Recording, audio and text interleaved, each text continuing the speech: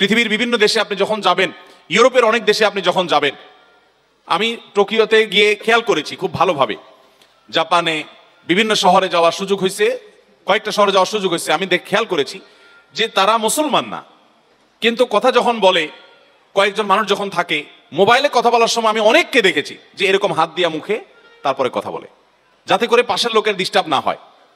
আর আমাদের অবস্থা হলো যে বিমানে যখন আমাদের ঢাকার দিকে আসি বা ঢাকা থেকে কোনো বিমান যায়, তো 4-5 বন্ধু বান্ধব মিলা বিমানটাকে রীতিমতো গ্রামের চা দোকান বানায় ফেলায়। এমন বকবক, এমন কথা, আশপাশে মানুষের কি কষ্ট হচ্ছে, কারোর ঘুমের ক্ষতি হচ্ছে, কোনো দেখা দেখি। অনেক সময় দেখা যায় পোশাক আশাক দেখলে মনে হয় এরা শিক্ষিত, এরা কলেজ ইউনিভার্সিটিতে পড়ালেখা করেছে, শিক্ষিত মানুষ, কিন্তু 4-5 জন মিলে আড্ডা শুরু করছে, মানুষ যে আরো আছে আশেপাশে, এই হিতাহিত জ্ঞানটুকু পর্যন্ত নাই। আমরা এইভাবে দিন দিন ভয়ঙ্কর একটা জায়গায় চলে যাচ্ছি। আমাদের এই শহরটাকে যদি বসবাসযোগ্য করতে হয়, তাহলে মানুষকে কষ্ট দেওয়ার এই অপরাধ থেকে বাঁচার জন্য আমাদেরকে শপথ নিতে হবে। চেষ্টা করবো তো ইনশাআল্লাহ।